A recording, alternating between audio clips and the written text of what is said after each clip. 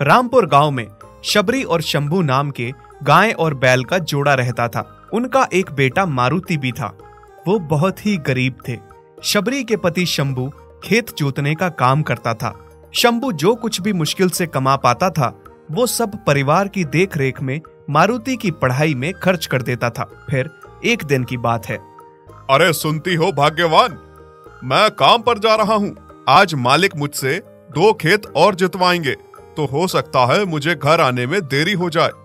ठीक है जी, आप आराम से जाइएगा। ठीक है फिर, राम राम। राम राम। शंभू के खेत में हीरा बैल भी काम करता था।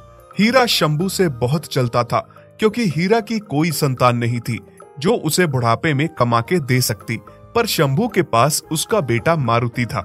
जब शंभू खेत जोतने जाता है तो हीरा उसे मारने की योजना बनाता है। हीरा कहता है, इस शंभू के पास एक बेटा है और मेरे पास कुछ भी नहीं। मुझसे इसका ये खुशहाल जीवन देखा नहीं जाता। आज मैं इसे चांद से मार कर ही रहूंगा। फिर जैसे ही शंभू खेत जोत रहा होता है वैसे ही हीरा उस पे लोहे की रॉड से वार करता है और शंभू वहीं गिर के ढेर हो जाता है। हीरा ये दिखाने के लिए कि उसने शंभू को नहीं मारा, चिल्ला चिल्ला के खेत के मालिक को बुला लेता है। बचाओ बचाओ, देखो मालिक। क्या हुआ हीरा? और ये शंभू कैसे गिरा पड़ा है? इसे क्या हुआ? मालिक, मैं बस थोड़ी देर के लिए खेत छोड़ के पानी पीने गया था। तब तक शंभू सही से काम कर रहा था, पर जब मैंने वापस आकर देखा तो ये ऐसे नीचे पड़ा था और इसके सर से खून भी आ रहा था। अब हमें शंभू की पत्नी शबरी को इस हादसे के बारे में सूचना दे देनी चाहिए। हीरा और खेत का मालिक शंभू के घर जाकर शबरी को इस हादसे की सूचना दे देते हैं। शबरी ये बर्दाश्त नहीं कर पाती और फूट फूट कर रोने लगती है।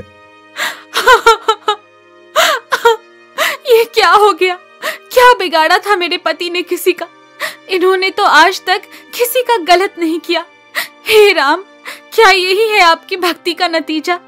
क्या अपने भक्तों के साथ आप न्याय इस प्रकार करते हैं? माँ, क्या हुआ माँ? आप रो क्यों रही हो माँ? चुप हो जाइए। शबरी अपने बेटे मारुति को गले से लगा लेती है। अब उसके घर में एक भी कमाने वाला नहीं बचा था।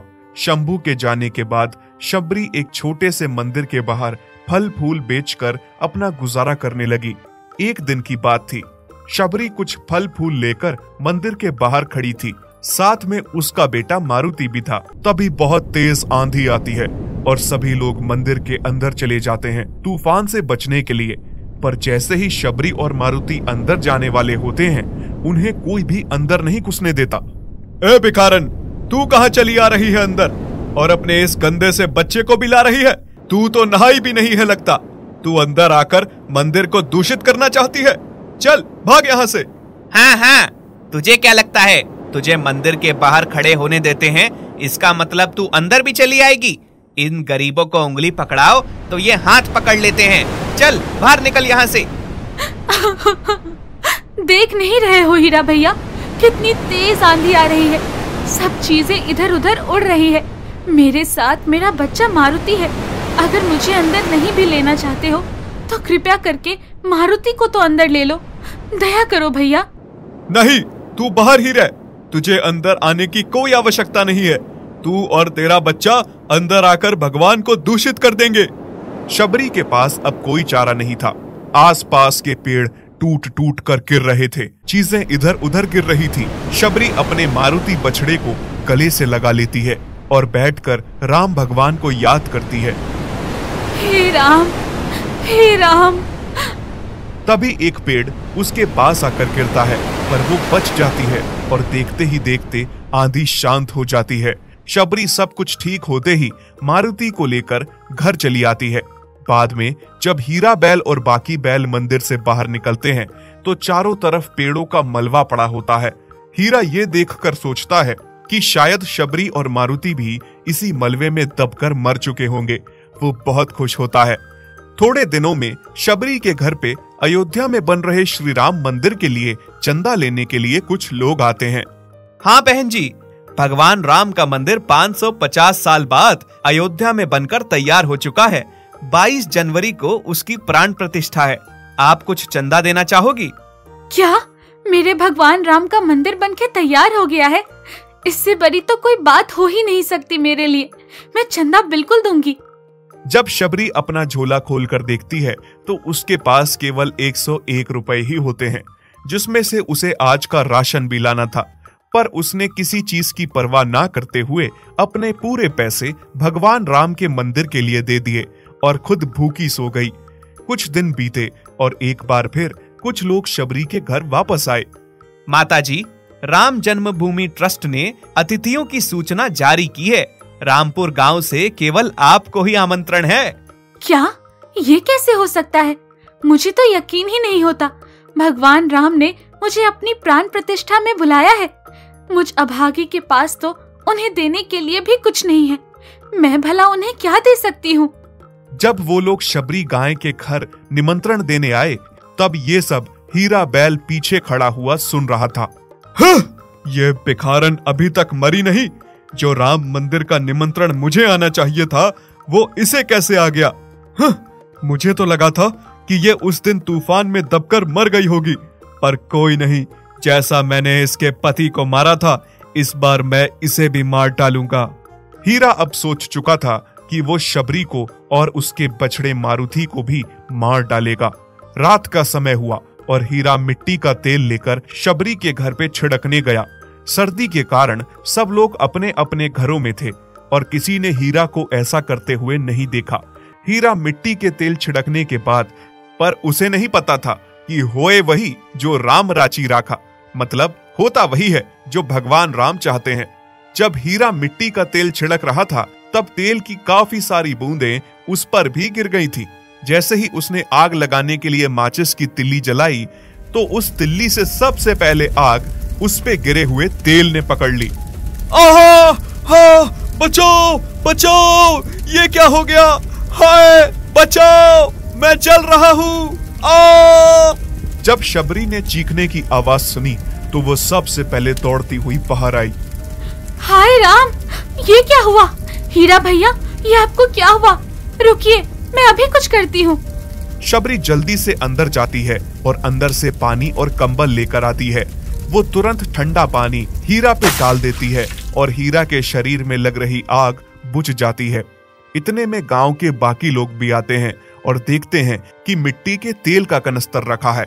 उनमें से एक आदमी बोलता है, अरे अरे देखो, इस भिखारन ने हीरा भैया को जला के मारने की कोशिश की है। हाँ हाँ, सही बोल रहे हो भाई, इसे मारो मारो इसे। जैसे ही गांव के सभी लोग शबरी को मारने की तरफ बढ़ते हैं, इतने में हीरा बैल बोल पड़ता है, नहीं, रुक जाओ। शबरी ने कुछ नहीं किया है, ये तो मुझे बचा रही थी। गलती मेरी ही थी भाइयों, मुझ जैसे बैल के साथ तो ये होना ही था। मैंने इस बेचारी के साथ सब कुछ गलत किया, तब भी इसने मेरी जान बचाने से पहले एक बार नहीं सोचा। शबरी, तुम्हारे पति को मैंने ही मारा था, मैं ही तुम्हारा कातिल हूँ। उस दिन मंदिर में भी मैंने ही तुम्हें घुसने से रोका था और आज भी तुम्हारे पूरे घर में मिट्टी का तेल छिड़क के तुम्हें मारने की योजना भी मेरी ही थी। मैं नहीं चाहता था कि मेरे होते हुए तुम भगवान राम के मंदिर की प्राण प्रतिष्ठा के लिए 22 तारीख को अयोध्या जाओ, पर वो कहते हैं ना, भगवान राम के भक्तों का कोई कुछ नहीं बिगाड़ सकता। इसलिए मुझे इसका दंड मिला और अब मेरा शरीर आधा जल चुका है। शबरी, हो सके तो मुझे माफ कर देना बहन, तुम सच में भगवान राम की बहुत बड़ी भक्त हो। अब मैं क्या कहूँ, मेरा सब कुछ छीन लिया तुमने हीरा भैया, पर मैं फिर भी चाहूंगी कि तुम सदैव खुश रहो। तुम बुरे हो, ये तुम्हारा स्वभाव है, और मैं अच्छी हूँ, ये मेरा, जो मैंने तुम्हें माफ किया। इस तरह से शबरी हीरा बैल को माफ कर देती है। गांव के बाकी सभी लोग भी शबरी से माफी मांगते हैं और 22 तारीख को शबरी सबसे पहले अपने प्रभु श्री राम के उनके मंदिर में दर्शन करती है। इस कहानी से हमें यह पता चलता है कि बुरा चाहे कितनी भी कोशिश करता रहे, लेकिन भगवान राम अपने भक्तों को बुराई से बचाने आ ही जाते हैं। भोला और चंदा सेठ की कैद से आजाद होकर अपनी एक अलग दुनिया बसाने चले थे। दोनों बहुत खुश थे कि एक साथ हैं और अपनी एक अलग दुनिया बसाएंगे। लेकिन उनकी खुशी में बाधा डालने वाली अब ये कड़ाके की ठंड आ गई थी। भोला देखो ना, कितनी ठंड पड़ रही है। हम घर से तो निकल आए, सेठ जी की कैद से तो आजाद हो गए। मुझे इस बात की बहुत खुशी है, लेकिन हम इतनी ठंड में जाएंगे कहाँ? और अभी मुझे बच्चा भी तो होने वाला है। इस समय मुझे बिल्कुल ठंड नहीं लगनी चाहिए। न हमारे पास अभी घर है और न ही रहने का ठिकाना। हाँ चंदा, मैं जानता हूँ इस समय तुम्हारी बहुत देखभाल करने की जरूरत है, पर तुम मुझ पर छोड़ दो, मैं सब ठीक कर दूंगा। बहुत दूर चलने के बाद चंदा को एक लावारिस झोपड़ी दिखती है। चंदा झोपड़ी को देखकर बहुत खुश हो जाती है। भोला देखो तो, यहाँ झोपड़ी है। शायद ऊपर वाले ने हमारे लिए ही बनाई हो। हमारे पास कोई घर नहीं था रहने के लिए, इसलिए ऊपर वाले ने हमें इस झोपड़ी तक पहुँचाने की राह दिखाई। हाँ चंदा, तुम ठीक कहती हो। रहने के लिए भोला और चंदा को घर तो मिल गया था, लेकिन घर में रहने के लिए, ठंड से बचने के लिए और खाने के लिए कुछ नहीं था। बाहर इतनी कड़ाके की ठंड पड़ रही थी कि ठंड के मारे किसी की भी जम के कुल्फी बन जाए। चंदा, तुम चिंता मत करो, सुबह होते ही मैं कुछ अच्छा सा काम ढूंढ लूंगा और तुम्हारे लिए कुछ गर्म कंबल लेकर आऊंगा। हाँ भोला, ठीक है। पूरी रात दोनों ठंड में कांप रहे थे, पर दोनों बहुत समझदार थे। दोनों ने एक दूसरे को शिकायत तक का मौका नहीं दिया और अपने अपने मन में सोच रहे थे। मुझे ठंड तो बहुत लग रही है, लेकिन मैं भोला को बताऊंगी नहीं कि मुझे बहुत ठंड लग रही है। अगर मैंने उसे बताया तो उसे बहुत चिंता हो जाएगी। चंदा, मैं जानता हूँ तुम्हें बहुत ठंड लग रही है, लेकिन क्या करूँ, बस सुबह होने का इंतजार करता हूँ। सुबह मैं कोई ना कोई इंतजाम कर लूंगा और किसी भी हाल में तुम्हारे लिए कंबल लेकर आऊंगा। रात भर चंदा को ठंड में ठिठुरता हुआ देख भोला सुबह सुबह ही काम ढूंढने के लिए निकल जाता है। अरे, ये भोला कहाँ गया इतनी सुबह सुबह? पूरा दिन काम ढूंढने पर भी भोला को काम नहीं मिलता है। बस कहीं थोड़ा सा खाने को मिल जाता है, उसे भी वो चंदा के लिए ले आता है। अरे भोला, आ गए तुम? कहाँ चले गए थे सुबह सुबह, और वो भी बिना बताए? मैं काम ढूंढने गया था, लेकिन मैं किसी के काम का नहीं हूँ। मुझे कोई भी काम नहीं मिल रहा। तुम पूरी रात ठंड में कांप रही थी, थर थर रही थी। सोचा सुबह जाकर कुछ काम ढूंढ के पैसे कमा कर आऊंगा, लेकिन पूरा दिन काम ढूंढने पर भी मुझे कोई काम नहीं मिला। तुम ठंड में कैसे रही होगी? इस समय तुम्हें ठंड नहीं लगनी चाहिए। बहुत जरूरी है कि तुम्हारी अच्छे से देखभाल हो। हाँ, तुम चिंता क्यों करते हो? सब ठीक हो जाएगा। इतनी जल्दी हार मत मानो। अभी तो तुम एक दिन काम देखने गए थे, कल फिर से चले जाना। और रही ठंड की बात, तो इतनी भी ठंड नहीं है जितना तुम कह रहे हो। ठंड तो बहुत थी, लेकिन चंदा भी भोला को दिलासा दे रही थी कि उसे ठंड नहीं लग रही है, ताकि भोला चिंता ना करे। कल फिर से चले जाना काम देखने। हाँ, शायद तुम ठीक कह रही हो। चलो, वो तो मैं कल देख लूंगा, लेकिन उससे पहले ये लो, खाने के लिए तुम्हारे लिए खाना लाया हूँ। मैंने पेट भर खा लिया था, ये मैं तुम्हारे लिए लेकर आया हूँ, खा लो। भोला, तुम तो अच्छे से झूठ भी नहीं बोल पाते, फिर क्यों मुझसे झूठ बोलने की कोशिश कर रहे हो? मुझे पता है तुमने कुछ नहीं खाया है। चलो साथ मिलकर खाते हैं, जितना जितना भी हिस्से में आएगा। चंदा, तुम हमेशा से मेरा झूठ पकड़ लेती हो ना। फिर दोनों मिलकर खाना खाते हैं। आधी रात के बाद ठंड और ज्यादा बढ़ जाती है। चंदा, सुना है शहर की ओर बर्फबारी हुई है, जिससे तेज हवाएं इस ओर भी आ रही हैं। इसलिए आज रात कुछ ज्यादा ही ठंड लग रही है। हाँ हाँ भोला, तुम सही कह रहे हो। तभी तेज हवा से झोपड़ी का दरवाजा ही टूट के गिरता है, जिससे अंदर और तेज हवा आने लगी, ठंड लगने लगती है। अरे रे रे, दरवाजा टूट गया। पहले क्या कम ठंड थी, जो अभी इस दरवाजे को भी टूटना था। हाँ, अब क्या करें? तुम चिंता ना करो चंदा, मैं देखता हूँ। भोला टूटे हुए दरवाजे को खड़ा कर देता है और उसको दरवाजे के साथ लगा के पीछे से एक बड़ा सा पत्थर लगा देता है, जिस वजह से फिर हवा अंदर ना आने लगी। हाँ, चलो अब हवा तो अंदर नहीं आएगी ना? चंदा, तुम्हें बहुत ठंड लग रही है ना? पर तुम जानबूझकर मेरे साथ शिकायत नहीं कर रही हो ताकि मैं चिंता ना करूं। सच कहूँ भोला तो हाँ, मुझे बहुत ठंड लग रही है, लेकिन मुझे अपनी चिंता नहीं, अपने होने वाले बच्चे की चिंता है। अगर मुझे ठंड लग गई, मेरी तबीयत खराब हो गई, तो न जाने हमारे बच्चे का क्या होगा। नहीं नहीं, तुम चिंता मत करो, मैं कुछ करता हूँ, मैं कंबल लेकर ही आऊंगा, तुम चिंता ना करो।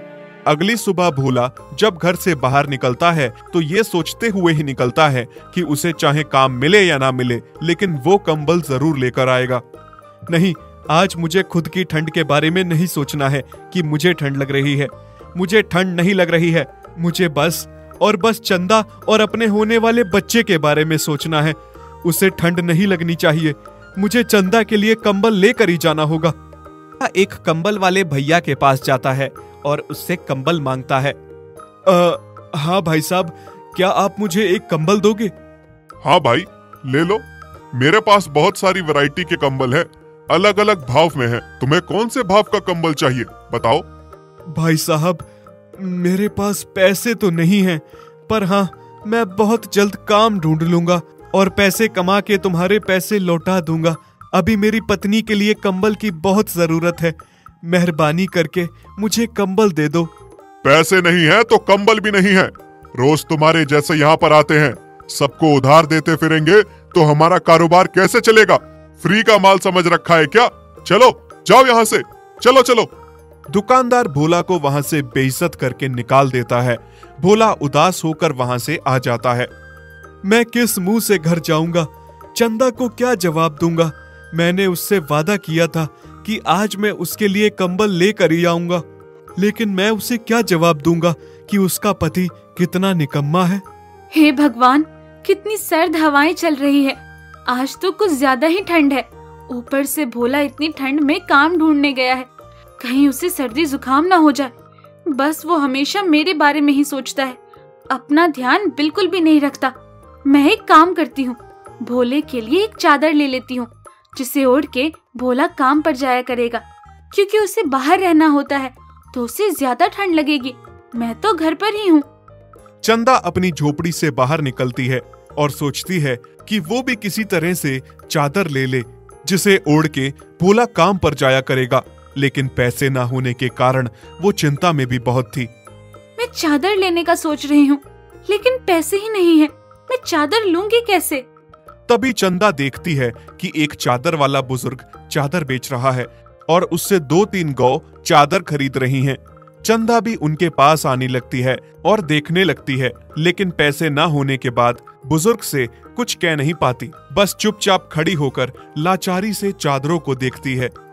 हाँ बेटा, कहो, क्या तुम्हें भी चादर लेनी है? अरे बाबा, इससे क्या पूछते हो तुम? ये तो बहुत गरीब है, इसकी क्या औकात है ये इतनी महंगी चादर ले पाए? हाँ। हाँ बहन, तुम सही कह रही हो। इन गरीबों की क्या औकात कि इतनी महंगी महंगी चीजें खरीद सके। ऐसे ही किसी की गरीबी का मजाक नहीं उड़ाया करते। आज वो चादर खरीदने के लायक नहीं है, लेकिन हो सकता है कल वो तुमसे बेहतर हो जाए। चंदा उन सब की बातें सुनकर खूब रोने लगती है। बेटी, तू पैसे मत दे, ये बता, क्या तुझे चादर चाहिए? हाँ बाबा, मुझे चादर चाहिए। मेरे पति रोज ठंड में बाहर जाते हैं, वो बीमार हो जाएंगे, उन्हें सर्दी लग जाएगी, लेकिन चादर खरीदने के लिए मेरे पास पैसे नहीं हैं। तुम चिंता ना करो बेटी, मैं तुम्हें एक ऐसी पुरानी चादर दूंगा, इसके मुकाबले इनमें से एक भी चादर नहीं है। मैं तुम्हें अपनी पुरानी चादर देता हूँ। शुक्रिया बाबा, आप कितने अच्छे हैं। जब मेरे पास पैसे होंगे ना और आप कभी फिर लौटकर चादर बेचने आओगे तो मैं आपके पैसे जरूर लौटा दूंगी। बुजुर्ग चंदा को अपनी पुरानी चादर दे देता है। चंदा बहुत खुश हो जाती है कि पुरानी ही सही, लेकिन चादर तो आई। अब वो अपने पति को चादर उड़ाएगी जिससे उसे ठंड नहीं लगेगी। दूसरी तरफ बैल रात को ऐसे मुंह लटकाए शर्मिंदा होकर घर वापस आता है। आ गए आप? हाँ, आ गया मैं, पर आज भी मैं तुम्हारे लिए कंबल लेकर नहीं आ पाया। मैं बहुत शर्मिंदा हूँ चंदा। अरे कोई बात नहीं, पर आपको क्या हो गया है? आप ऐसे कपकपाते हुए बातें क्यों कर रहे हैं? कहीं आपको ठंड तो नहीं लग गई है? हे भगवान, आपका माथा इतना गर्म है, आपको तो बहुत सर्दी हो गई है। ठीक से खड़ा भी नहीं हुआ जा रहा आपसे। इतने में बैल गिर के जमीन पर बेहोश हो जाता है। तभी चंदा देखती है कि भोला को बहुत सर्दी हो गई है और बुखार भी हो गया है। जल्दी से जाकर वो कंबल ले आती है और भोला को उड़ा देती है। कंबल की गर्मी से थोड़ी देर में भोला को होश आ जाता है। अरे ये चादर कहां से आई? चंदा भोला को सारी बात बताती है। भोला बहुत खुश हो जाता है कि चंदा ने उसके लिए चादर ली है। देखते ही देखते भोला का बुखार, जुकाम, ठंड सब कुछ मिनटों में गायब हो जाता है। एकदम से मेरी सर्दी, जुकाम, बुखार कैसे गायब हो गया? ये तो कोई करामाती कंबल लग रहा है। हाँ भोला, तुम सही कह रहे हो, मुझे भी यही लग रहा है। मुझे तो वो बाबा भी कोई भगवान से कम नहीं लग रहे, जो भगवान बनकर हमारे घर आए और मुझे अपनी जादुई कंबल दे दी। फिर वो उसे चादर दे देती है और अगले दिन भोला काम के लिए निकलता है। उसी दिन भोला को काम भी मिल जाता है। धीरे धीरे करके भोला का काम इतना अच्छा चलने लगता है कि वो कंबलों की दुकान खोलता है और कंबल बेचने का काम करता है। वो देखते ही देखते बहुत अमीर हो जाता है और साथ में और गरीबों और शहर में जो ठंड में ठुठुर रहे हैं उन्हें वो फ्री में कंबल बांटने लगा। थोड़े दिनों में चंदा एक प्यारे से बछड़े को भी जन्म देती है। भोला, आज मैं बहुत खुश हूँ। आज हमारा परिवार पूरा हुआ और धीरे धीरे करके सब ठीक हो जाएगा। हाँ चंदा, तुम सही कह रही हो। अब देखना, आगे आगे हमारे जीवन में खुशियाँ ही खुशियाँ होंगी। दोस्तों, हमारी स्टोरी को पूरा देखने के लिए धन्यवाद। अब इसके अगले भाग में हम आपको यह दिखाएंगे कि भोला और चंदा की वो करामाती जादुई चादर कैसे चोरी हो जाती है और कौन उन्हें चुरा के ले जाता है। यदि आप ऐसी कहानियां और देखना चाहते हैं तो हमारे चैनल को सब्सक्राइब करें और बेल आइकन पर क्लिक करें ताकि हमारी सारी नई वीडियोस आप सबसे पहले देख सकें।